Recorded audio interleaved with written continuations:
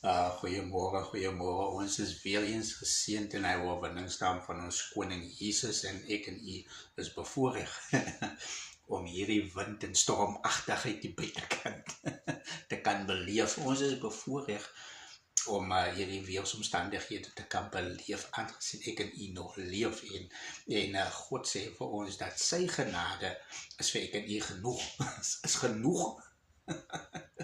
Is meer as genoeg vir ek en u, sodat ons die genade kan uitdeel aan ander. Ons moet nie vergeet dat niks, ek praat van niks, is vir ons self nie. Hy sê jou beker sal oorloop. Hoekom moet ek 'n beker nodig wat oorloop? Ek het net 'n vol beker nodig. Ek kan nie, want ek gaan nie hy wat oorloop, gaan ek nie kan gebruik nie. Nee? So, dis nie net vir my nie. Dis nie net vir my nie. Hy sê vir die, wat is die bedelaar wat buitekant die rykman se poorte gewys het, en hy sê dat hy soek die krummels van die tafel af.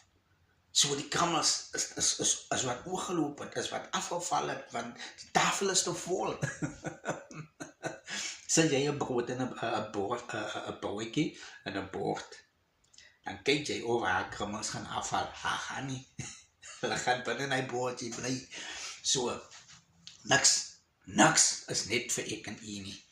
Is vir almal.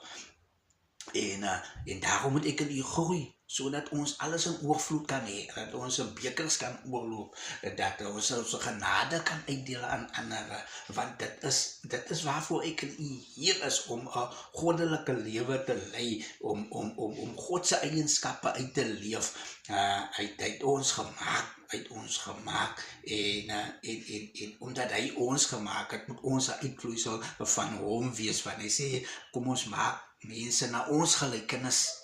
God die Vader, God die Seun, God die Heilige Gees.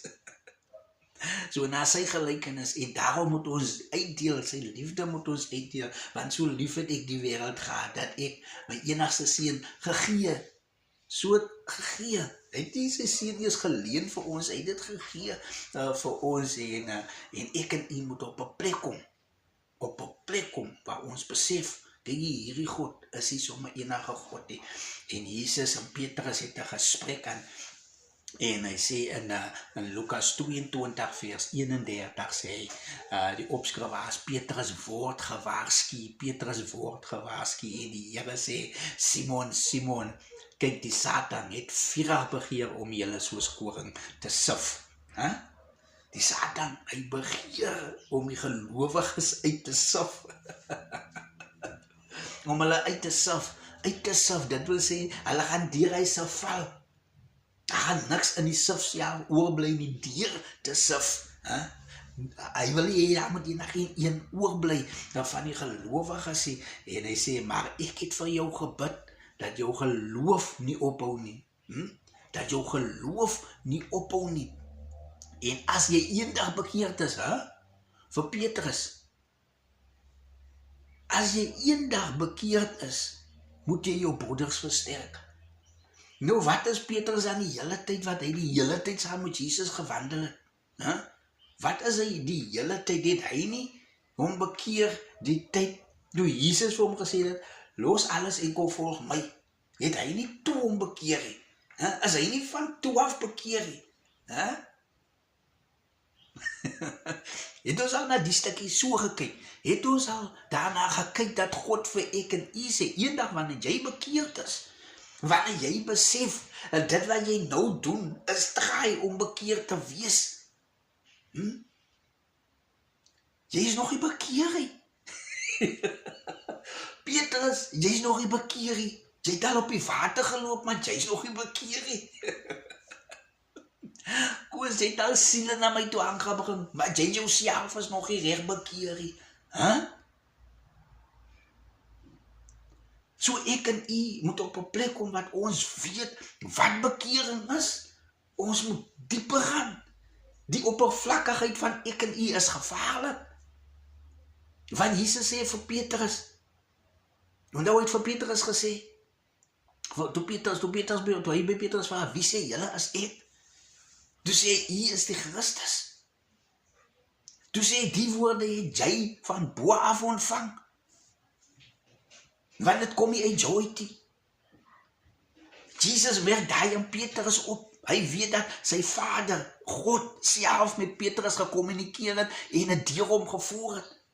Maar nou sê Jesus Petrus, wanneer jy eendag bekeerd is, ek en u is geneig om op en ek en u se goeie dinge te temper en te sê, ja, ek is die man van God, ek is die krag, ek is die hamer van God, ek is alles die van God. Maar God sê ek en u moet daarbij wees, maar ek en u wil kom hamertjies wees. En verder sê, en as jy eendag bekeerd is, Petrus, moet jy jou broeders versterk. So kan ek het nie nou doen nie. So dit wat ek nou doen is al basis net om myself te versterk. Ek het nog nie genoeg binne in my om my broeders te versterk. En hy het vir hom gesê, Here, ek is gereed om saam met u selfs in die gevangenis in die dood in te gaan. Here, hoe kan jy nou so sê? Ek Petrus is bereid om saam met u in die dood in te gaan.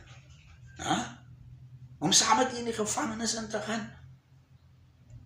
Maar hy antwoord, ek sê vir jou Petrus, die hand sal vannacht nie kry voordat jy 3 maal verloon het dat jy my ken nie.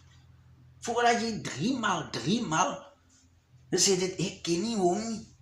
Die een wat jy nou so voor sê, jy sal saam met hom doodgaan, jy sal saam met hom in die gevangenis ingaan. Hoeveel keer het ek in een situasie gekom, waar sê, ja.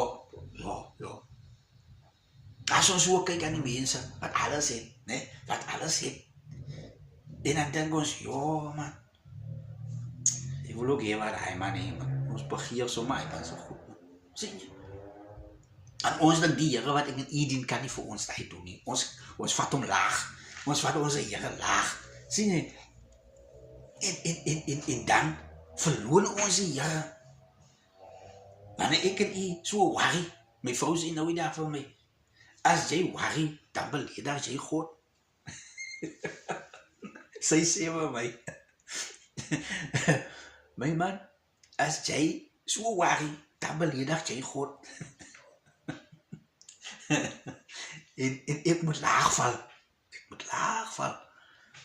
want die dinge, wat my hiermee help, is van kardinale belang. Want God sê vir my, jy is my kind, gee alles wat jou pla, vir my, dat ek hulle uitsorg. Want die geveg is nie teen vlees nie. Dis in teen die magte, in die lig. En ek sit in worry, en ek beledig vir God. Here, ek gaan my hierdie sorge, gaan ek maar op my hou, want ek trust jou nie. Dis wat worry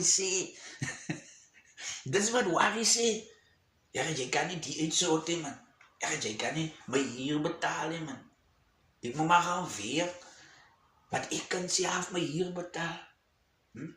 Here, ek moet maar gaan werk, want ek en die kinders kos op die tafel sit. Wat hulle kan skool toe gaan, wat die ding kan en die ding kan in plek val, dan beledig ek en u vir God. Ons verloon hom. Sê, Here, ek ken nie jou nie, man. Ek ken nie jou, dat jy my hier gaan betaal, man. Ek ken nie vir jou, dat jy skoene aan my voete gaan sit, man. Ja, ek ken jou, jy is al bid, dan gaan jy, ek moet ons wacht op jou tyd. Ek ken hy. Dis waarom God sê, Petrus, eendag wanneer jy bekeer is, hy sê, koos, eendag wanneer jy bekeer is, dan gaan jy jou broeders versterk. So ek en u moet op 'n punt kom waar ons regtig waar bekeerd is, man. Regtig waar bekeerd is.